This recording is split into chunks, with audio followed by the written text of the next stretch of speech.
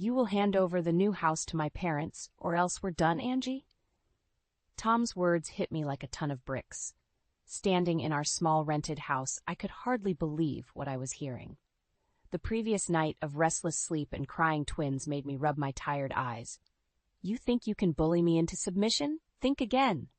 I snapped, voice shaking with anger as I held Sophie in one arm and steadied Ethan in his high chair. I'm trying to save this family from your selfishness, Tom said, stepping closer, his face flushed. The tension was thick. I remembered the day Sarah, my sister, died in that car crash, leaving her 2 babies to me. And now, raising them with Tom was turning into a nightmare. I looked at him, the younger man I once adored, now a stranger demanding impossible sacrifices. Selfishness? I work every day to make sure these babies have a home and a future, I retorted, my heart pounding in my chest. Tom sneered. And yet you think buying that new house was a good idea, all while we're stuck in this dump. The twins whimpered, sensing the hostility. I softened, trying to mask my despair for their sake. Because it was supposed to be our way out, Tom, for Sophie and Ethan to provide them space to grow, not for your parents. He crossed his arms. They helped us with the down payment. That house wouldn't even exist if it weren't for them. I exhaled deeply, trying to connect to some sense of calm. This was a man who had once held me tenderly, who had promised to be a father to my sister's children. You know that's not true, I said, leveling my gaze. I sold my car and worked overtime for that money. Your parents just tagged along. There was a brief silence, broken only by Ethan babbling. It took me back to nights where Sarah and I shared our dreams, the sisterly bond now replaced by this insidious daily strife. Tom glanced at the clock, irritation creasing his brow. I'm late for work. We'll talk about this later. As he grabbed his coat and stomped out, slamming the door behind him, I sank into a chair, holding Sophie close.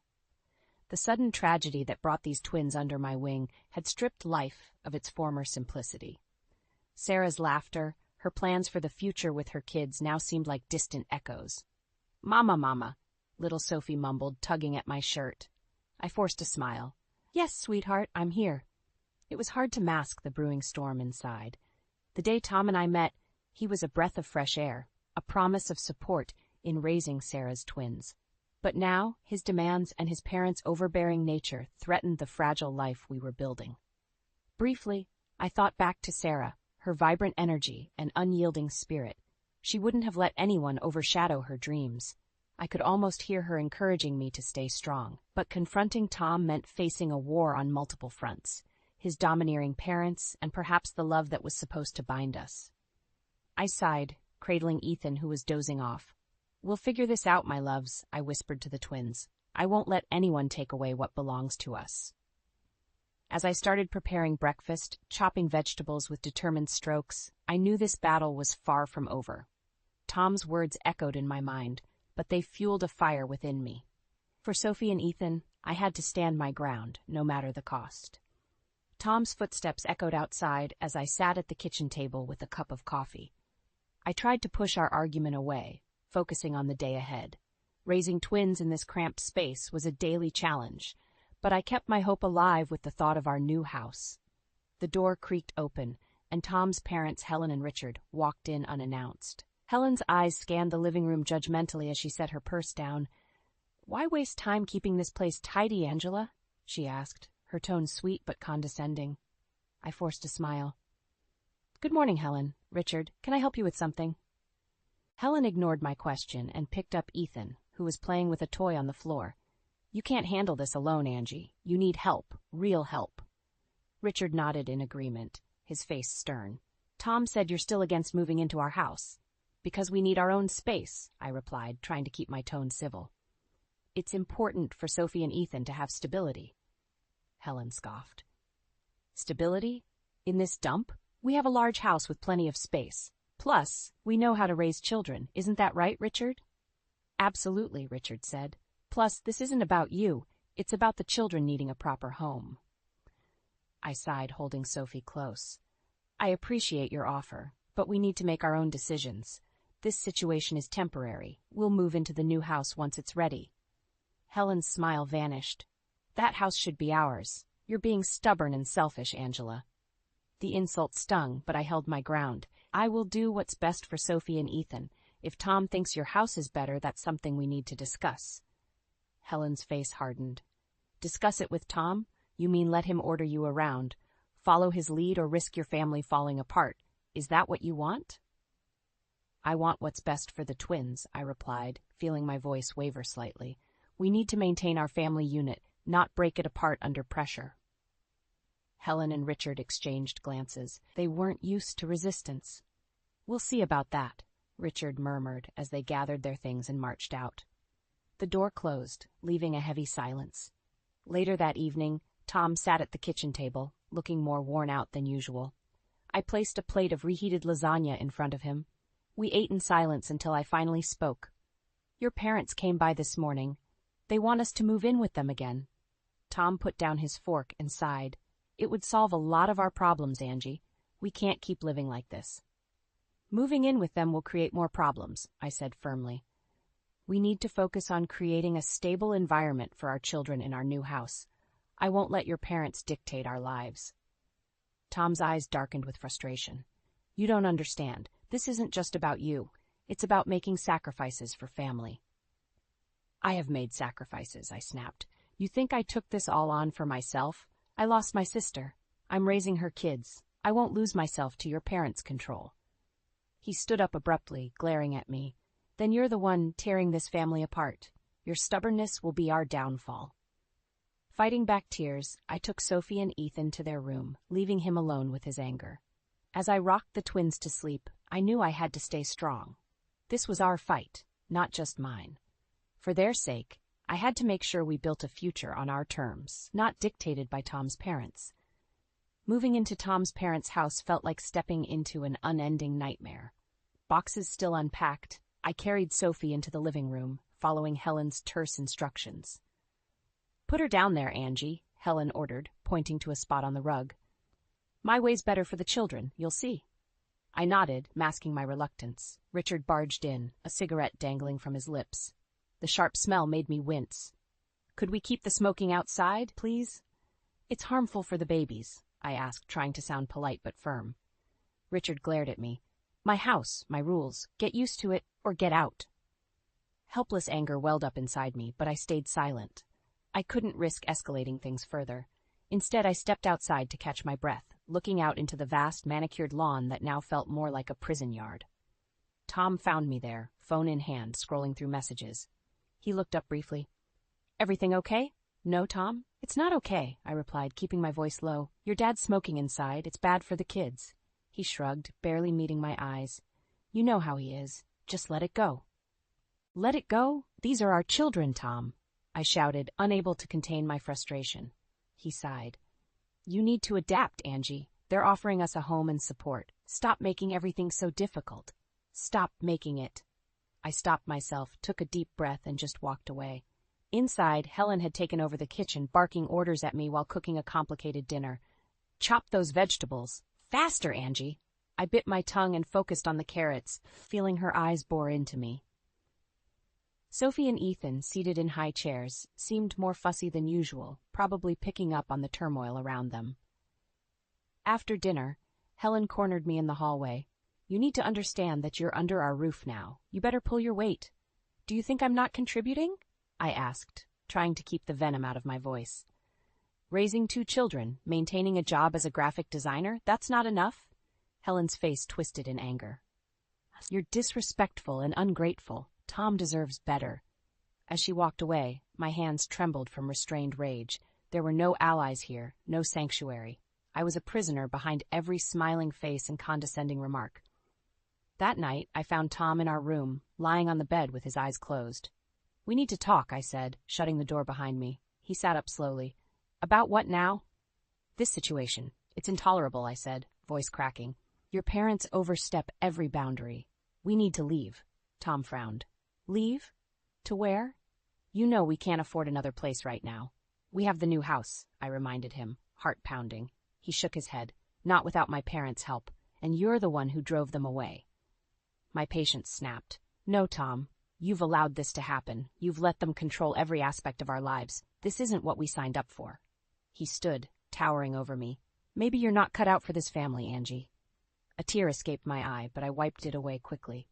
I guess we'll see about that. The following days were a blur of tension and unease.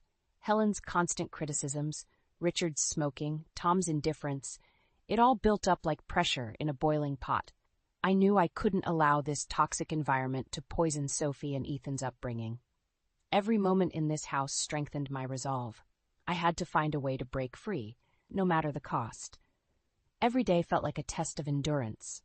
Juggling house chores dictated by Helen, dealing with Richard's constant indoor smoking, and facing Tom's growing apathy drained every bit of strength. My desire to fight back strengthened as the days dragged on. One evening, after a particularly rough day at work, I noticed the familiar scent of cigarette smoke as soon as I walked in. Richard was in his usual chair, puffing away like a king on his throne. Unable to take it anymore, I approached him. "Richard, your smoking is harming the kids," I said, trying to stay calm. "Please, no smoking inside." Richard's eyes narrowed as he blew out a cloud of smoke. "This is my house, Angela. You don't like it, leave." I clenched my fists, anger bubbling up, but I held back, knowing a direct confrontation wouldn't help. Later that night, Tom walked in, looking more exhausted than usual. "We need to talk," I began, voice low but firm. He placed his briefcase on the table. "Go ahead." "This can't go on.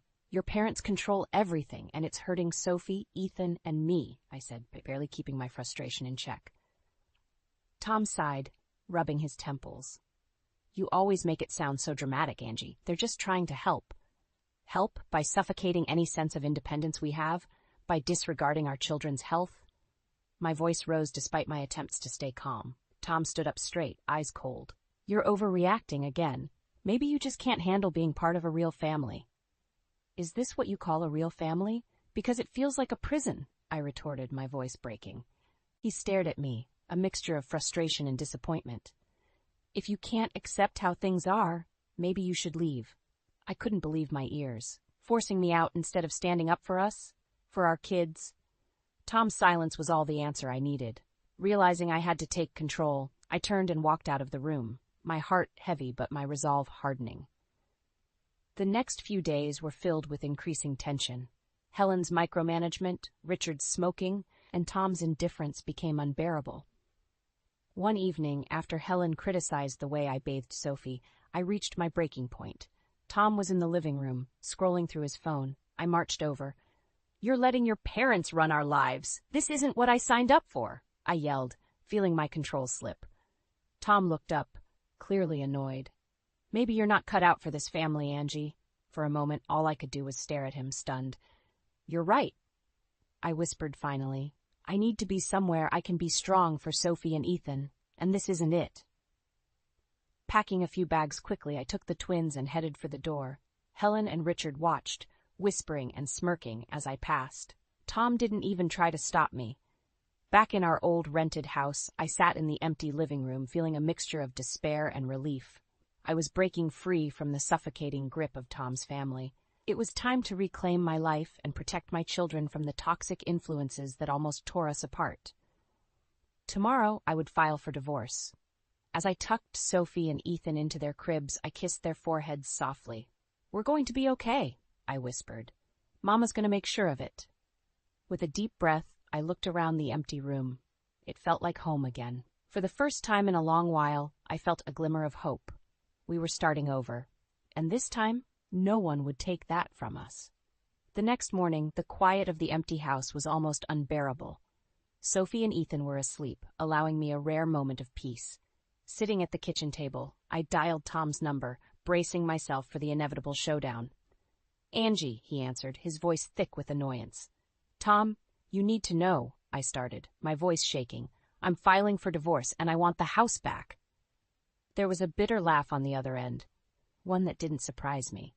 "Good luck with that, Angie. I already sold the house. It's gone." His words felt like a punch to the gut. "What did you do?" I whispered, stunned. "I used the money for us," he said flatly, as if it was the most reasonable thing in the world. "For our family, Angie. Too bad you can't see it." Rage swept over me, but I forced myself to stay calm. "You had no right. Return that money now." "It's too late," Tom replied coldly. "You walked away. This is the consequence." I hung up, my hands trembling. Filing for divorce wasn't just an option anymore, it was a necessity. Later that day, I met with Mike, my lawyer, in his downtown office. He was a tall man with a commanding presence, someone you wanted on your side. He listened intently as I outlined everything. "You have a strong case, Angie," he said, jotting down notes. "Start by documenting everything. We'll also file for an emergency hearing to get the house situation sorted." "Thank you, Mike," I said, feeling a glimmer of hope. Back in my car, I took a deep breath. There was no time to waste. I called Tom's parents, knowing it would be another battle. Helen picked up, her voice immediately grating on my nerves. "Helen, I need to talk to Tom. He sold the house, and I need to know where the money is." "He did what's best for the family, Angela," she snapped. "Stop being ungrateful and accept reality." "My reality is ensuring my children have what they need," I said firmly. "Tell Tom this isn't over." I hung up before she could respond. The next few days were a blur of paperwork and legal meetings, each step making the fight for my children and our future more real. Mike worked tirelessly, and slowly, progress was made. One evening, as I tried to unwind with a cup of tea, my phone rang. It was Tom. "You've destroyed any chance at reconciliation," he spat. "Why do you hate me so much?" "I don't hate you," I responded, keeping my voice steady. "I do hate what you've become. This is about the twins. They deserve stability and safety." "You're making a mistake," he growled. "You're going to regret this." "Maybe," I said softly, "but not as much as if I stayed." After hanging up, I felt an odd sense of relief. This war had many fronts, but I was prepared to fight every one of them. No one would take away what we deserved, not Tom, nor his parents. As I tucked Sophie and Ethan into bed that night, I kissed their little foreheads and whispered, "We're going to make it, I promise." Watching them sleep peacefully, I knew this path was the right one. Morning light filtered through the curtains, casting a warm glow over the room. The fight wasn't over, but I was ready for whatever came next. For the sake of my children, I'd stop at nothing. My days became a whirlwind of legal documents and court proceedings. Mike was a constant presence, offering advice and support as we battled for custody and the return of the house money. One afternoon, Mike called with news. "Angie, we've got the hearing scheduled. Be prepared for a tough fight, but we have strong evidence." "Thanks, Mike. I'll be ready," I said, feeling the weight of everything suddenly pressing down on me. In the weeks leading up to the hearing, I poured my heart into writing a graphic memoir about my ordeal. Using my skills as a graphic designer, I crafted detailed illustrations and poignant stories that captured the manipulation and abuse I had endured from Tom and his parents. It was therapeutic, turning my pain into purpose. Finally, the day of the hearing arrived. The courtroom was daunting, but I held my head high, clutching a folder of documents that detailed every instance of Tom's neglect and his parents' overreach. Tom and his parents sat on one side, glaring at me with cold eyes. Helen's smug expression almost broke my resolve, but I stayed focused. Mike stood next to me, a pillar of assurance. The judge listened as Mike presented our case, laying out the evidence systematically. Emails, text messages, financial records, everything was there, painting a clear picture of Tom's betrayal and his parents' tyranny. When it was Tom's turn, his lawyer tried to twist the narrative, painting me as unstable and uncooperative. Helen even testified, her voice dripping with false sincerity as she talked about how much they tried to help me. Help? By undermining every decision I made for my children? I couldn't keep quiet any longer. The judge allowed me to speak, and I detailed the constant invasions, the harassment, the lack of support. Tom stood up, his face reddening with anger. "Nothing I did was ever good enough for you, Angie. You pushed me to this." "You chose this path, Tom," I replied calmly. "You chose to betray the trust we had, the family we tried to build." The judge called for a recess, and I stepped outside for some air. Mike joined me, placing a reassuring hand on my shoulder. "You're doing great. Stick to the facts, and we'll get through this." Back in the courtroom, the judge reviewed all the evidence and testimonies. Finally, she delivered her decision. Tom had to return part of the money from the house sale, and I was granted primary custody of Sophie and Ethan. Tom's face twisted with rage. "You've destroyed any chance at reconciliation. Why do you hate me?" Facing him, I took a deep breath. "I don't hate you, Tom. I hate the man you became. It's time you faced the consequences." His parents looked furious, but I felt a sense of relief wash over me. This battle was over, but the war wasn't. Outside the courtroom, Mike gave me a firm handshake. "You did it, Angie," he said, smiling. "It's not just me, it's for Sophie and Ethan too," I replied. Returning home that evening, I felt lighter, a weight lifted off my shoulders. I picked up my graphic memoir and contacted a few colleagues in the publishing industry. My story needed to be told, not just for me, but for anyone who found themselves trapped in a similar situation. In the following weeks, word spread about my memoir. Calls and emails poured in, and soon I had a meeting scheduled with a prominent publisher. As I prepared to share my story with the world, I knew this was just the beginning of reclaiming my strength and independence. I looked at Sophie and Ethan, laughing in their playroom. "We're going to be okay," I whispered, the future looking a little brighter every day. A week after the court ruling, Tom called and asked to meet me at a local park. Reluctantly, I agreed, leaving Sophie and Ethan with my neighbor. The park was quiet, with only the sound of children playing in the distance. Tom was already there, pacing restlessly under a large oak tree. He didn't waste time. "We need to talk, Angie." "I'm listening," I replied, crossing my arms defensively. "Look, Angie," he started, running a hand through his hair.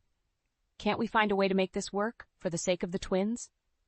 "Make what work, Tom? You've already sold the house and betrayed my trust. This isn't about us anymore. It's about doing what's best for Sophie and Ethan," I said, my voice steady. He sighed, a mix of frustration and desperation in his eyes. "I know I messed up, okay? But I can't lose them. We need to come to some agreement." I shook my head, feeling the old pang of pain mixed with the strength I had gained. "You should have thought about that before siding with your parents against us." Tom took a step closer, his voice softening. "I'm sorry, Angie. Please, let's fix this." I stood firm. "Words aren't enough, Tom. You made your choices, and now you have to live with them." The desperation in his eyes turned to anger. "Even if that means tearing this family apart, you're really going to do this?" "I'm doing this for the twins and for myself," I said firmly. "I won't live in a toxic environment because of your decisions." Tom's shoulders slumped. "You can't mean this. Think of the twins." "I am thinking of them. That's why I'm ending this now," I said, feeling a sense of finality wash over me. Realizing there was no changing my mind, Tom nodded slowly. "Okay, Angie, you win." It didn't feel like winning. It felt necessary. Watching him walk away, I felt a strange mix of relief and sadness. This chapter of my life was closing, but it was necessary for the well-being of my children and myself. Back at home, I finalized the divorce papers, feeling a sense of closure with each signature. The following weeks flew by in a blur of legalities and preparing for our new life. I found a cozy house in a supportive community, a place where we could truly start fresh. The moving day came quickly. As I unpacked boxes in our new home, Sophie and Ethan played in the garden, their laughter echoing through the warm afternoon air. This was a place of peace, a stark contrast to the oppressive environment we had left behind. One evening, as I watched the twins sleep in their new room, I felt an overwhelming sense of gratitude and resolve. My memoir was gaining attention, leading to public appearances and a resurgence in my career. Standing on stage at a book launch event, I shared my story openly. "This is for anyone who's ever felt trapped, who thinks they can't find a way out," I said, my voice clear and strong. "You can break free. You can rebuild." After my speech, an audience member approached me. "Your story is inspiring. Thank you for sharing it." "Thank you," I replied, genuinely touched. "It means a lot." Returning home from the event, I found Sophie and Ethan waiting for me. Their bright smiles were the reminder of why I had fought so hard. I knelt down, hugging them tightly. "We're going to be okay," I whispered. "This is our forever home, where we're safe and loved." Looking out at the twins playing in the garden, I smiled. The journey was hard, but we had emerged stronger. The future was bright, and together we would build a life filled with love, respect, and resilience. Life had a new rhythm. Waking up to the sound of Sophie and Ethan giggling, working on my graphic designs, and enjoying the safety of our new home. The air was lighter, filled with possibilities rather than dread. My memoir was officially published, and the response was overwhelming. Emails from other survivors of toxic relationships poured in, offering gratitude and sharing their stories. It was empowering, not just for me, but for everyone who felt seen and heard. One sunny afternoon as I was preparing lunch, the doorbell rang. I opened it to find Helen standing there, her face a mask of thinly veiled contempt. "What do you want?" I asked, keeping my voice steady. "I need to talk to you, Angela," she said, pushing her way inside without waiting for an invitation. Watching Sophie and Ethan playing nearby, I motioned for them to go to their room. "What is it?" "Tom's falling apart," she started, eyes narrowing. "He's lost his job, and it's because of you. You've ruined everything." "I've ruined everything?" I couldn't help but laugh bitterly. It was his choices that led to this. I'm finally rebuilding my life, and I'm not going back. She took a deep breath, trying to regain composure. "You need to speak to him. He wants to see the kids. No, not until he proves that he's changed and that he respects the boundaries set by the court." "You're a selfish woman, Angela," Helen hissed. "You always have been. You think you're better than us?" "It's not about being better. It's about protecting my children," I replied, feeling the anger simmer just below the surface. As she left, slamming the door behind her, I took a deep breath, trying to shake off the encounter. My phone buzzed with a message from Mike, "Meeting with publisher next week. They're excited." A smile crept across my face. Despite Helen's venom, life was slowly piecing itself back together. The following week, I walked into the publisher's office, a sleek downtown building buzzing with creativity. The meeting went exceptionally well, and they offered me a contract for my next book. My story wasn't just an ending. It was a new beginning. Returning home, I found Sophie and Ethan waiting for me at the door, their faces lighting up with joy. "Mommy's home." I scooped them up, their joy infectious. "Yes, I'm home. And guess what? We're going to celebrate tonight." We had a small party in the living room, just the three of us, eating pizza and dancing to silly tunes. It felt perfect. Simple, happy, full of love. Before tucking the twins into bed, I sat down with them. "You know, everything I do it for you too. To keep you safe and happy." "Love you, Mama," Sophie murmured, her eyes heavy with sleep. Ethan gave a sleepy nod. "I love you both so much," I whispered, kissing their foreheads. Sitting on the porch later, the cool night air wrapped around me like a comforting embrace. Tom and his parents had tried to break us, but in doing so, they had only made us stronger. The journey had been rough, but every step led us here, to a place where we could breathe, dream, and live freely. I looked out at the darkening sky, feeling a profound sense of peace. Our story was far from over. It was just beginning, and for the first time in a long time, I looked forward to every chapter. Together, Sophie, Ethan, and I would write our own story, filled with love, resilience, and the unshakable belief in our right to live life on our terms.